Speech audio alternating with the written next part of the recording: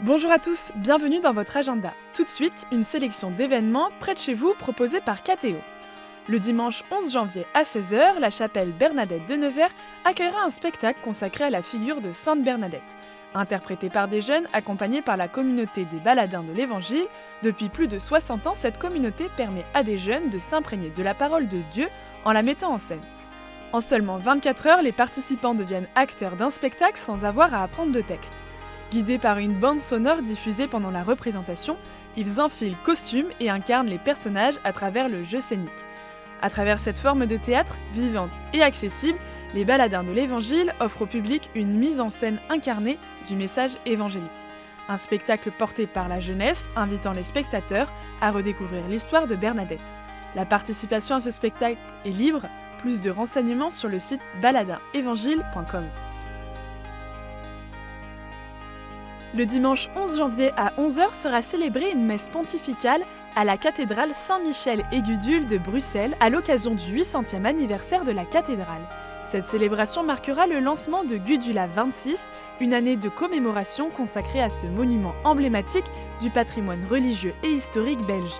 Présidé par le cardinal Pietro Parolin, l'archevêque de Malines-Bruxelles, Monseigneur Luc Terlinden, la messe se déroulera également en présence du roi et de la reine belge.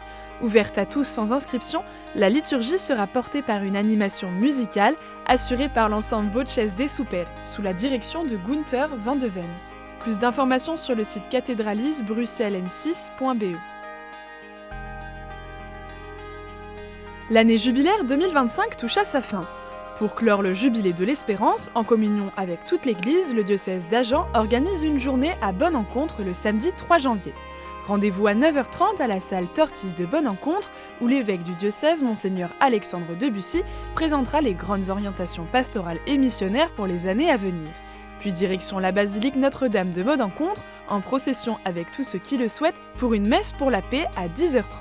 Un programme spécial sera également proposé aux jeunes sur la journée qui se poursuivra pour eux jusqu'à 16h avec une conférence sur le thème « Vivre sa foi en tant que jeune aujourd'hui », suivi d'un temps d'adoration et de rencontres. Plus d'informations à l'adresse pastoral.jeune@diocèse47.fr.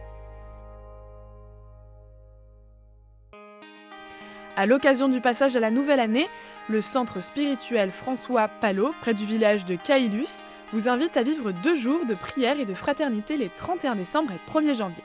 Différents temps de prière et d'adoration rythmeront ces journées, avec notamment les laudes, les vêpres et des célébrations eucharistiques pour entrer dans la nouvelle année dans la paix et le recueillement. Des repas partagés viendront aussi nourrir la convivialité sur inscription préalable. Que vous participiez à un moment ou à l'ensemble du programme, chacun est invité à se joindre à cette démarche spirituelle et fraternelle. Une belle opportunité pour rendre grâce pour l'année écoulée et confier à Dieu celle qui s'ouvre dans un climat de recueillement et de joie partagée. Informations et inscriptions à l'adresse cpalolivron@gmail.com. Vous aussi, vous pouvez nous faire part des événements que vous organisez. Pour cela, 2 solutions, soit par mail à l'adresse agenda@ktotv.com, soit à l'adresse qui s'affiche sur votre écran.